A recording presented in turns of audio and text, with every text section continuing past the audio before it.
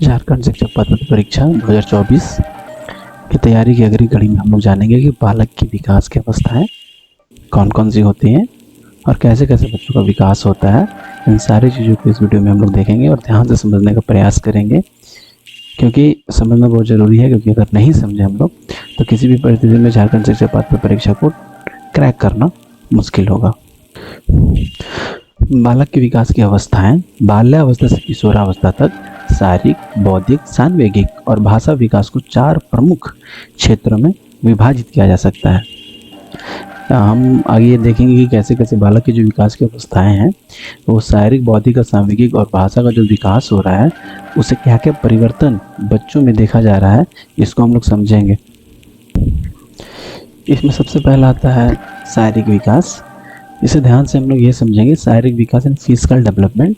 इसे 2 कड़ी में देखेंगे, बाल्यावस्था और किशोरावस्था में। बाल्यावस्था जिसका समय होता है 0 से 12 साल, यानी छोटे बच्चे। इस अवस्था में बच्चे की शारीरिक विकास तेजी से होती है और ऊंचाई और वजन में वृद्धि होती है। छोटे बच्चे हम लोग देखते हैं कैसे उनकी ऊंचाई और वजन में वृद्धि होती है।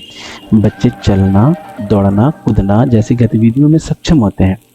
किशोरावस्था में हम लोग देखते हैं कि 12 से 18 साल के वो बच्चे हैं। इस अवस्था में शारीरिक विकास सबसे तेज होता है। हार्मोनल परिवर्तन होते हैं जिसमें शरीर में कई परिवर्तन देखने को मिलते हैं। यौनिक विकास शुरू होता है और लड़के लड़कियों की शारीरिक संरचना में अंतर साफ दिखाई देने लगता है। बहुत ही आसान सा है कि शारीरिक विकास अगर हम बाल्यावस्था में देखें तो बच्चे चलना, दौड़ना, कूदना शुरू करते हैं। किशोरावस्था में यौनिक और हार्मोनल परिवर्तन देखे जाते हैं। यानी किशोरावस्था हार्मोनिक और यौनिक से हो गया, हार्मोनल यौनिक से, और शारीरिक हो गया चलना, दौड़ना। ये शारीरिक विकास में हम लोग ये देखते हैं। तो बस इसी तरह से हम लोग एक दूसरे से जोड़ करके और हमेशा याद रखना है। अगला बौद्धिक विकास है कॉग्निटिव डेवलपमेंट।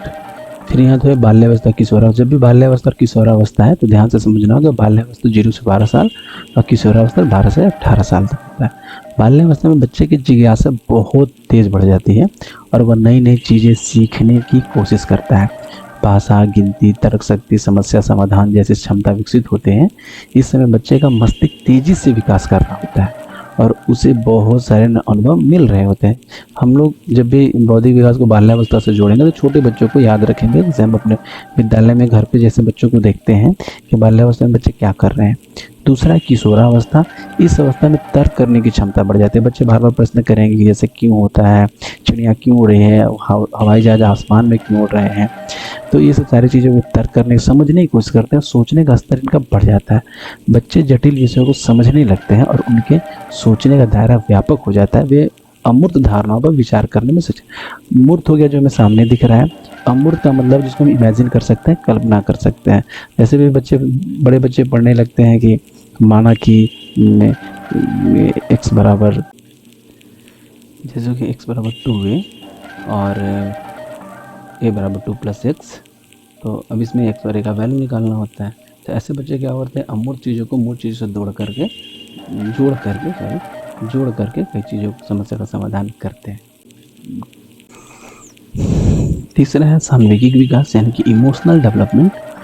बाल्यावस्था में बच्चे का सांवेगिक विकास माता पिता और परिवार के अन्य सदस्यों से निकटता पर निर्भर करता है। बच्चे अपने भावनाओं को समझना, उन्हें अभिव्यक्त करना सीखते हैं। इस अवस्था में आत्मनियंत्रण भी सीखना शुरू करते हैं। वहीं किशोरावस्था में हम देखेंगे इस सांवेगिक विकास में बड़े परिवर्तन आते हैं। बच्चे भावनात्मक रूप से अधिक स्वतंत्र होने लगते हैं, लेकिन कई बार उन्हें अपनी भावनाओं को समझने और नियंत्रित करने में कठिनाई होती है। वे पहचान और आत्म स्वीकृति की खोज में रहते हैं और साथी समूह का प्रभाव भी इस समय महत्वपूर्ण होता है। चौथा है भाषा विकास, लैंग्वेज डेवलपमेंट। बाल्यावस्था में हम देखेंगे कि बच्चे शब्दों और वाक्यों का उपयोग करना सीखते हैं। वे धीरे धीरे सरल वाक्य बोलने लगते हैं, जैसे माँ, पापा, दादा, और उनकी शब्दावली भी बढ़ती जाती है। वे बातचीत करने और अपने विचार व्यक्त करने में सक्षम हो जाते हैं। वहीं किशोरावस्था में हम देखते हैं तो भाषा कौशल और विकसित होने लगता है, जिसमें व्याकरण, शब्दावली कौशल और विकसित होते हैं, जिसमें व्याकरण, शब्दावली और जटिल वाक्य संरचना का बेहतर उपयोग होता है। इस उम्र में बच्चे अपनी भावनाओं, विचारों और विचारधाराओं को अधिक स्पष्टता से व्यक्त करने में सक्षम होते हैं। इन सभी विकास क्षेत्रों का आपस में गहरा संबंध है। ये सभी मिलकर बालक के समग्र विकास में योगदान करते हैं। हमने आज ये जाना कि बच्चे जो भी विकास कर रहे हैं उसके पीछे की एक प्रक्रिया है जो आगे,